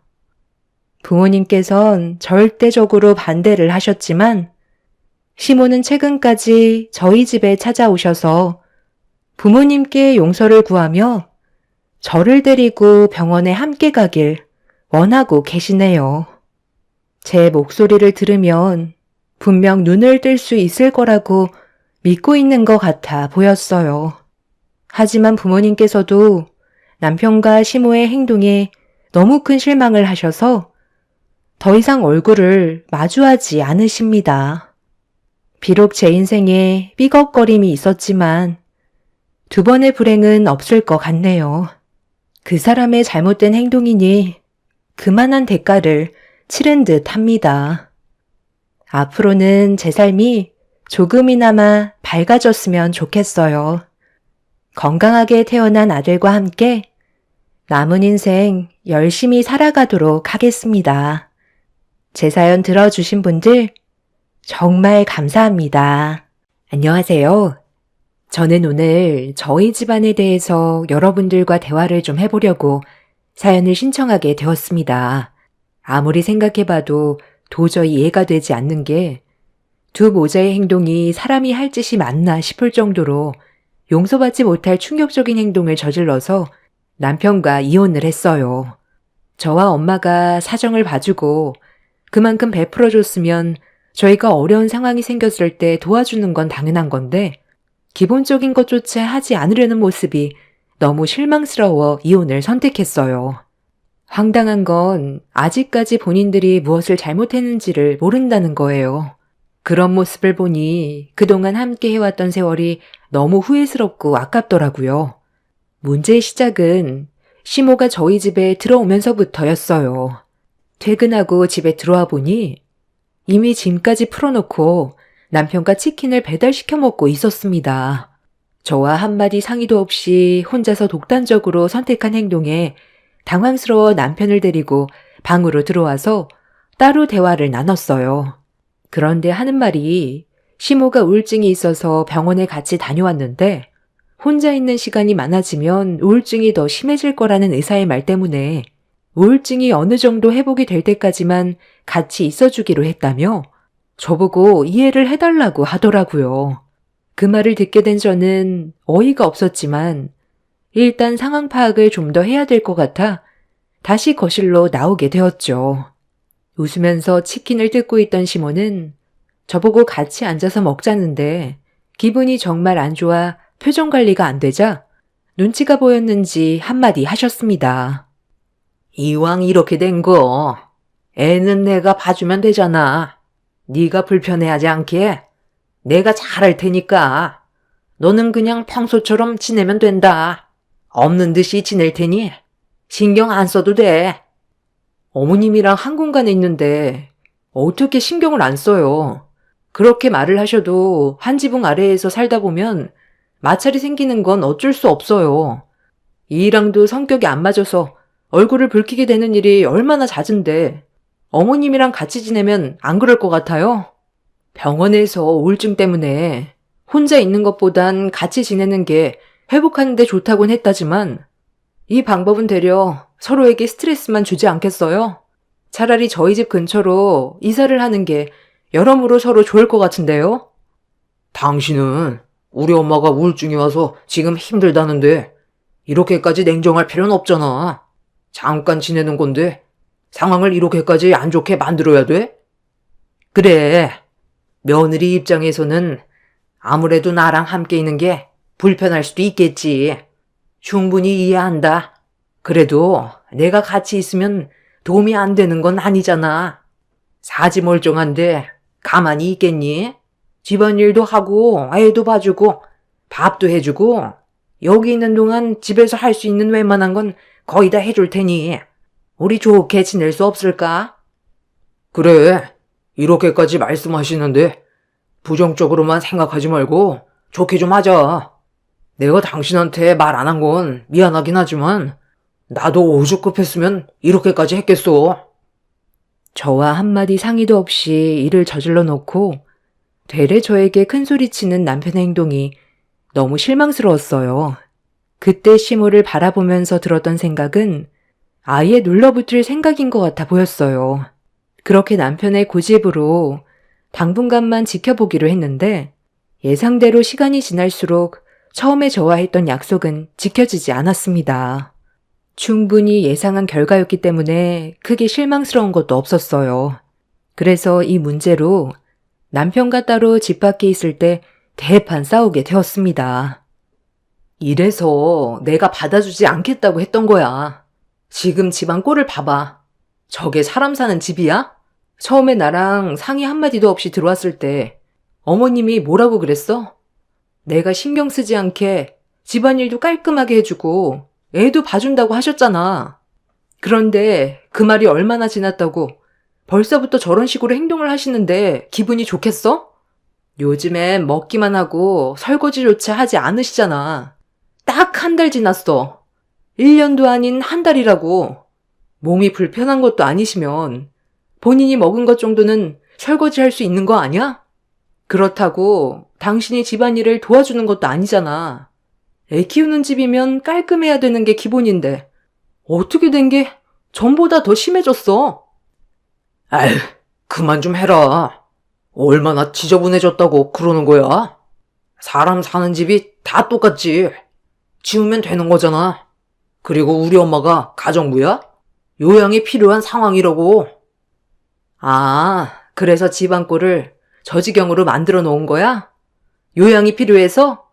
음식 먹은 봉지는 여기저기 굴러다니고 어머님 빨래는 산더미처럼 쌓여 있는데 세탁기 한번 안 돌리고 도대체 왜 씻지는 않으시는 건데? 몸에서 냄새 나는 건 알아? 이런 환경에서 어떻게 애를 놓고 마음 편히 일을 할 수가 있겠냐고. 일주일 내로 당장 나가시라고 당신이 말씀드려. 나도 참을 만큼 참았어. 사람이 눈치가 있으면 함께 사는 공간에서 기본적인 건 해야지. 도대체 저게 무슨 민폐야? 저것도 다 우울증에서 오는 거라고.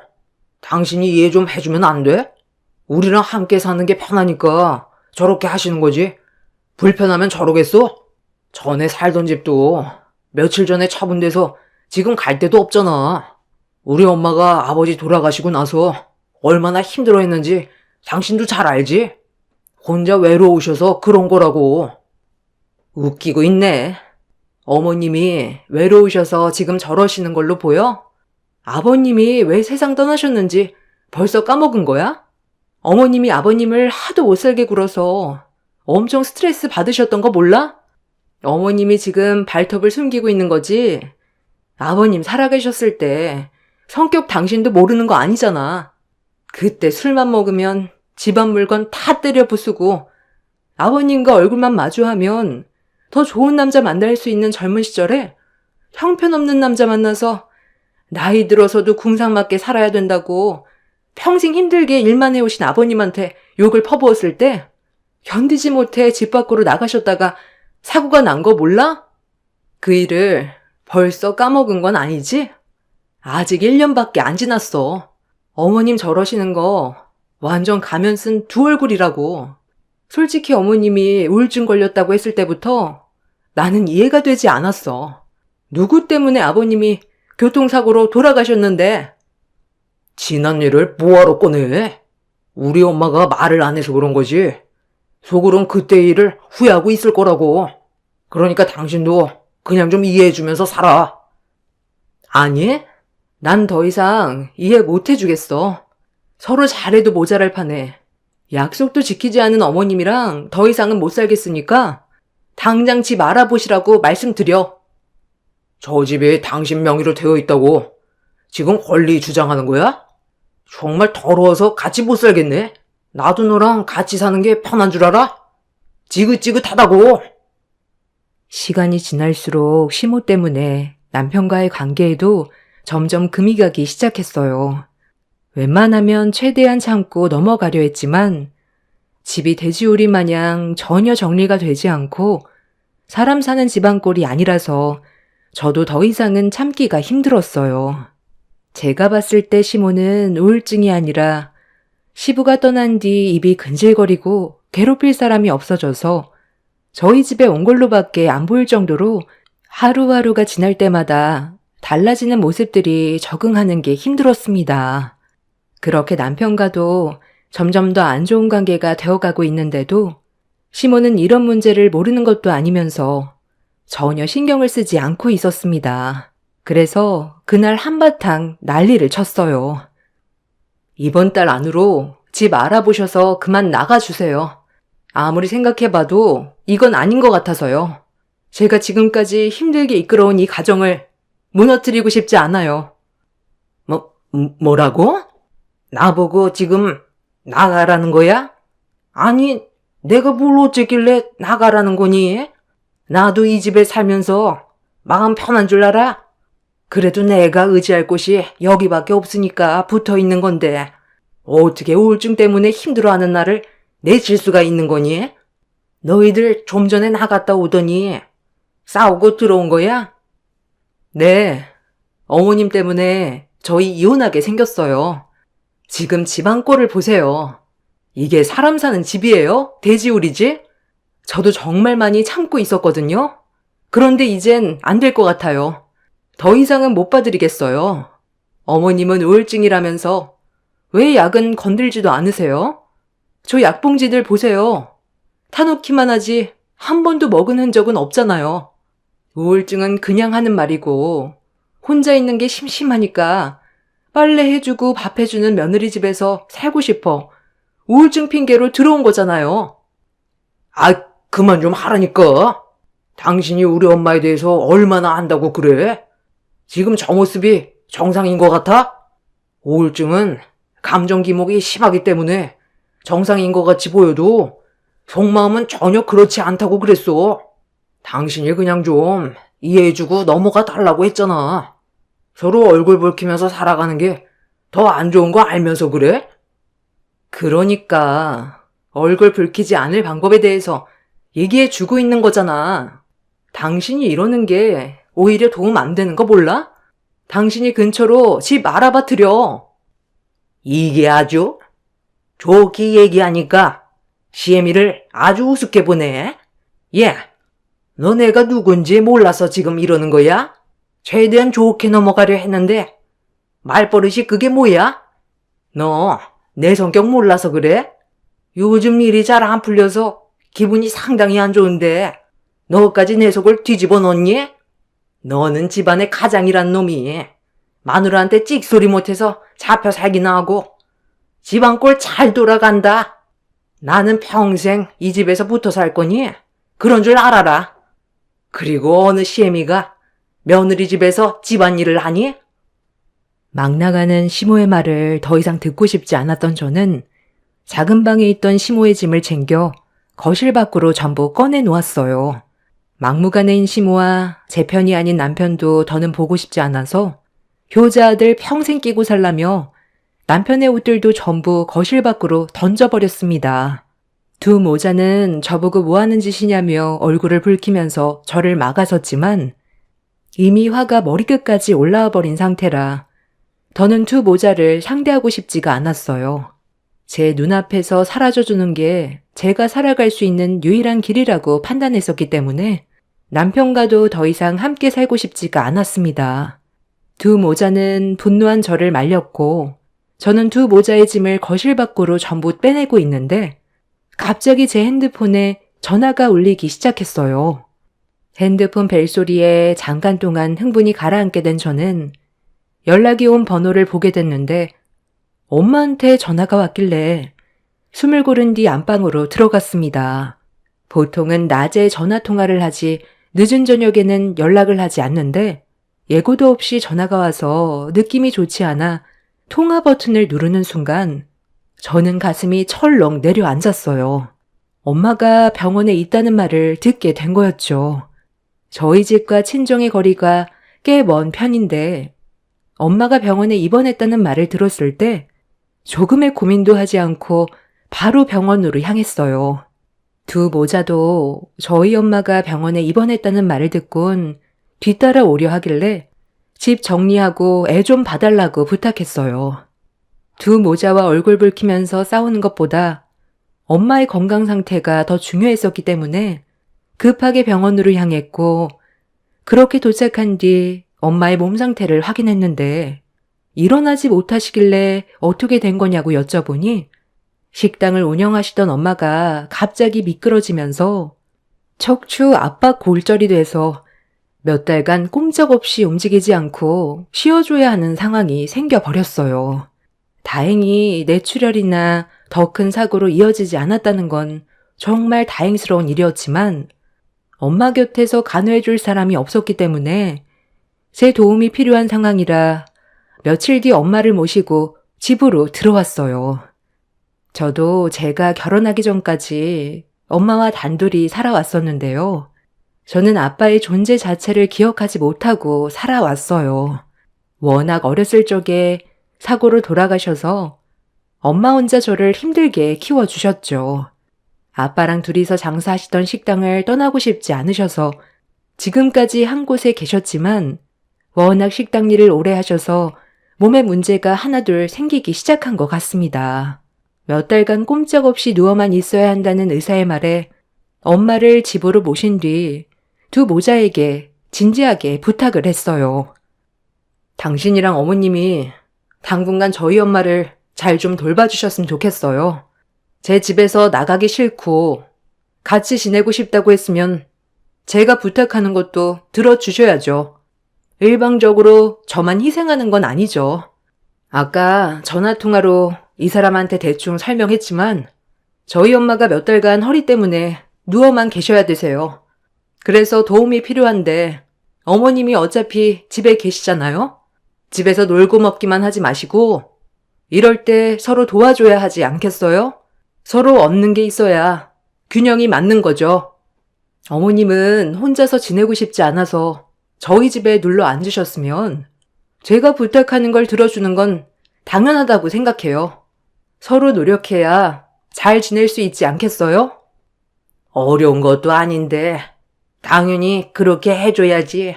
사돈이 아파서 어쩔 수 없이 온 건데 내가 안 도와주면 누가 도와주겠어? 나도 받은 만큼 베풀 줄 아는 사람이다. 우리 엄마의 도움이 필요할 때도 있다고 내가 얘기했었잖아. 네가 좀 이해해주고 넓게 생각하면 서로 잘 지낼 수 있다니까. 오늘 있었던 안 좋은 일은 그만 잊어버리고 앞으로 서로 좀 잘 좀 지내자. 하루 이틀 얼굴 볼 사이도 아니잖아. 우리 엄마가 당신 눈에 부족한 부분이 있어도 가족 일이라면 양팔 걷고 나서준다고. 걱정하지 말고 당신은 일에만 집중해. 엄마가 못하는 건 내가 뒤에서 또 챙겨줄 테니까 신경 쓰지 말고. 그럼 우리 이제 앞으로 잘 지내는 거다. 글쎄, 그건 앞으로 어떻게 하냐에 따라 달린 거겠지. 서로 원하는 걸 얻으려면 같이 잘해야 되는데, 당신이랑 어머님이 내가 부탁한 걸 잘해주지 않는다면 아마 오래가지 못할 거야. 그러니 앞으로는 제발 신경 좀 써줬으면 좋겠어. 어머님도 마찬가지예요. 제가 부탁하는 건 그냥 흘려듣지 마시고 노력 좀 해주세요. 그래, 알았다. 나도 눈치가 있는 사람인데 네가 2번이나 얘기했는데 전처럼 똑같이 행동하겠니? 그나저나 사부인께서 앞으로 2달 정도 요양을 해야 된다고? 2달에서 3달간 화장실을 제외하곤 꼼짝없이 누워만 있어야 한대요. 허리 쪽 인대가 늘어나면서 척추 압박 골절까지 생겨서 꾸준한 치료가 필요한가 봐요. 아무래도 식당 일을 오래 하시다 보니 허리를 자주 반복해서 쓰니까 무리가 온 것 같은데, 좀 쉬면 다시 예전처럼 정상적인 생활이 가능하다고 했으니까 잘 좀 부탁드릴게요. 병원에 있을 때 저희 엄마가 허리 문제로 정상적인 생활이 불가능하다고 남편한테 설명한 뒤 회복하는 시간 동안 요양시설을 알아봐야 할 것 같다고 했는데, 남편이 시모와 대화가 끝났다면서 엄마를 집으로 모셔오라고 했어요. 시모가 예전에 요양시설에서 잠깐 일을 한 적이 있었는데 저희 엄마를 보살피는데 도움을 줄 수 있을 것 같다고 설명을 하더니, 남보단 그래도 가족이 편하지 않겠냐며 저를 설득시켰습니다. 그날 정말 기분이 안 좋았지만 저도 갑자기 사정이 안 좋아진 거라 어쩔 수 없이 엄마를 일단 집으로 모신 거였고, 화가 났지만 시모가 그동안 저희 집에서 얹혀 사신 걸 생각하면 당연히 해줘야 된다고 판단했어요. 그래서 엄마를 부탁하게 된 거였고, 한동안 별 문제 없이 잘 지내고 있었어요. 저희 집이 전원주택이라 방이 여유가 있어서 그래도 불편함 없이 같이 지낼 수 있긴 했었지만 신경이 쓰이는 건 어쩔 수 없었어요. 그래서 엄마한테 시모가 간호를 잘해주냐고 여쭤봤는데 많이 도와주고 있다면서 별 말씀이 없으시더라고요. 하필 엄마가 다치셨을 때 일이 한창 바쁜 시기라 제가 자리를 비울 수 있는 상황이 아니었어요. 그래서 엄마의 말을 믿을 수밖에 없었는데 어느 날 문제가 터졌습니다. 회사에서도 제가 현재 어떤 상황인지 알고 있어서 일이 바쁜데도 제대로 집중하지 못하는 걸 보곤 부장님께서 반차를 내주셨어요. 아무래도 제가 없는 그 시간 동안 어떤 일들이 벌어지는지 알 수 없기 때문에 엄마의 말만 믿고 있을 수 없어 중간에 한번 확인해 보고 싶어 부장님이 반차를 내주셨을 때 거절하지 않고 급하게 집으로 향했었죠. 엄마가 항상 저에게 2 모자가 잘 챙겨준다고 했지만 뭔가 느낌이 불안했어요. 그래서 불시에 집에 발을 들인 순간 경악할 장면이 눈앞에 펼쳐졌고 2 모자를 절대로 용서할 수 없었습니다. 조용히 문을 열고 집 안으로 들어갔는데 저희 엄마 방에서 시모의 말소리가 들리더라고요. 그런데 출근 중이어야 될 남편의 목소리가 들려오길래 느낌이 좋지 않아 문틈 사이로 방 안을 지켜봤는데 그때 시모가 누워있는 저희 엄마의 얼굴에 생선 대가리를 집어 던졌습니다. 그리곤 시모의 입에서 쏟아지는 막말에 저는 엄청난 충격을 받아 온몸이 떨려왔어요. 허리를 다쳐서 움직일 수 없는 거지. 손은 멀쩡하잖아요. 다 발라먹긴 했는데 잘 보면 뜯어먹을 게 몇 군데 보일 겁니다. 일단 그걸로 욕이나 좀 하세요. 엄마, 그래도 살도 없는 다 발린 생선 대가리를 장모님 얼굴에 던지는 건 좀 그렇지 않아요? 나중에 그 사람이 알면 노발대발 난리도 아닐 텐데. 사돈이 그럴 성격인 것 같아? 멀리 지방에서 지내는데 괜히 사돈 때문에 이 피해를 보고 있는 와중에 내가 지금 누구 때문에 이런 힘든 상황을 겪고 있는데 자기 딸에게 이런 일이 있었다고 일러 바치겠어? 그러는 순간 내가 며느리 가만둘 것 같아? 사돈, 상황 파악 잘하세요. 그리고 너는 어두육미라는 말도 모르니? 생선은 몸보다 머리가 맛있는 법이야. 뭐 하세요? 옆에 떨어진 조기머리 마저 뜯지 않고 이 집에서 사는 거 눈치 보여 죽겠는데 사돈 때문에 더 힘들어져서 제가 지금 기분이 상당히 안 좋거든요. 하필 타이밍도 참 거지 같네. 주식으로 돈을 다 말아먹어서 오갈 데도 없는 형편이 되어버렸는데 사돈 평간호나 하고 앉아있으니. 그러니까 내가 뭐라고 그랬어요? 집 처분한 걸로 우리 집 근처로 알아보라고 했는데 큰돈 좀 만져보겠다고 주변 사람들 말만 믿고 가지고 있던 전 재산 전부 다 날렸잖아요. 엄마 때문에 나도 그 사람 몰래 가지고 있던 돈 전부 다 쏟아 부은 거 알죠? 카드론까지 받아서 그 사람이 알기 전에 막아야 한다고요. 장모님, 이 일은 절대 말하지 마세요. 저희 이혼하는 거 원하지 않으시죠? 그 사람만 보려 하지 말고 어머님 손주도 생각을 하셔야죠. 니들이 인간이야? 내 딸은 밖에서 뼈 빠지게 일하고 있는데 너희들은 내 딸 등골이나 빼먹으려 들어? 내가 가만히 있을 것 같아? 사람은 항상 그 입이 문제야. 조용히 가만히나 있으면 중간이라도 가지. 입이 근질근질하죠? 그 입 좀 다물고 있으면 참 좋을 것 같은데. 시모는 밥풀이 묻어있던 밥숟가락을 들더니 저희 엄마의 입술을 사정없이 내리쳤어요. 그리고 저는 그 광경을 목격하고 두 눈이 돌아버려 문을 활짝 열자마자 시모의 머리채를 잡아 사정없이 거실로 끌고 나와 정신 나간 여자처럼 머리털을 전부 다 뽑아 버렸습니다. 제가 불시에 나타나자 남편은 많이 놀랐는지 잠깐 동안 당황하더니 시모가 살려달라는 말에 저에게 급하게 달려와 말리려 하길래 시모를 패대기 친 뒤 남편의 얼굴을 향해 조금의 망설임도 없이 손을 올려 버렸어요. 그렇게 정신 나간 여자처럼 행동을 하면서 난리를 치자 두 모자는 많이 놀랐는지 급하게 집 밖으로 도망을 쳤어요. 저는 두 사람을 향해 다시는 들어오지 말라고 분노한 목소리로 소리를 질러 버렸습니다. 엄마는 저에게 미안하다면서 눈물을 보이시는데 제 마음은 찢어질 것처럼 아파지더라고요. 저 또한 엄마의 입술 주위에 묻어있는 밥풀과 옆에 떨어져 있는 다 발린 생선 대가리를 치우면서 눈물을 흘렸고 두 모자를 절대로 가만두고 싶지 않았습니다. 그날 엄마를 안정시켜드린 뒤 집안에 있던 두 모자의 물건들을 전부 다 빼서 집 밖으로 던져버렸어요.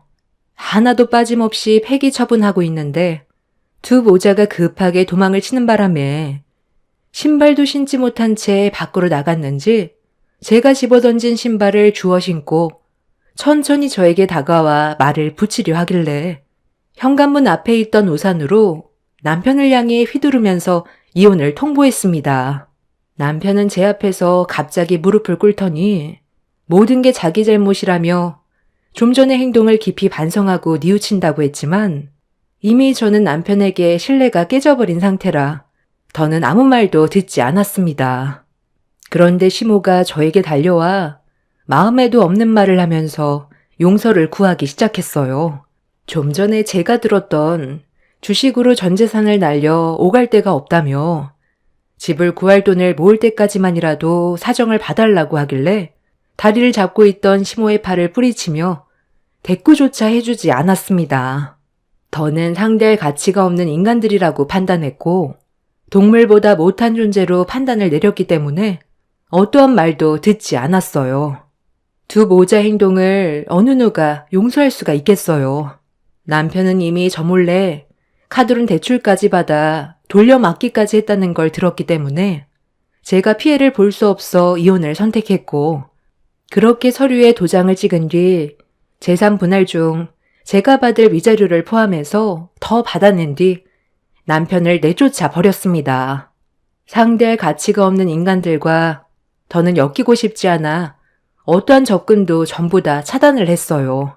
그렇게 6개월 정도 시간이 흐른 뒤 남편이 생활고에 많이 힘들었는지 시모 때문에 자기 인생을 망쳤다며 언성을 높이면서 다툰 적이 있었는지 두 모자가 몸싸움까지 벌였는데 남편이 시모를 밀치면서 뒤로 넘어짐과 동시에 상당히 큰 사고를 당했다고 저에게 도움의 손길을 요청했어요. 경추 신경의 손상으로 인해 시모가 전신마비 판정을 받게 되었습니다. 남편은 카드론 대출 때문에 생활고에 시달리고 있는데 시모가 사고로 인해 경추 손상 전신마비까지 와버려 상황은 더욱더 악화가 되었죠. 이 문제로 저희 집에까지 찾아와 도와달라고 했지만 저는 단호하게 거절을 했어요. 저와 엄마가 받았던 상처를 생각하면 아직까지도 화가 가라앉지 않는데 남편은 제 앞에 무릎을 꿇고 과거의 잘못된 행동에 대해 용서를 구하면서 오열을 했지만 저는 고개를 돌려버렸습니다. 남편은 자신의 잘못에 대해 후회를 하고 있는지 땅을 쳤지만 본인이 저지른 업보이니 어쩌겠어요. 받아들이면서 살아야 되겠죠. 좋은 관계로 만들어갈 수 있었던 부부 생활이 시모 때문에 한순간에 모든 게 무너져 내렸습니다. 왜 시부가 집을 뛰쳐나가셨는지 알 수 있겠더라고요. 시모도 본인의 행동에 대해 지금쯤 땅을 치고 있겠죠. 두 사람을 도와주지 않는 게 제가 할 수 있는 최고의 응징인 것 같네요. 앞으로 평생 자신들의 과거를 뉘우치며 살았으면 좋겠습니다. 제 사연을 들어주신 여러분들께서도 가족 간 서로 얼굴을 붉히는 것보단 배려와 평화를 우선시하시길 바랍니다. 한 치 앞도 모르는 게 인생이잖아요. 제 사연 들어주셔서 감사합니다.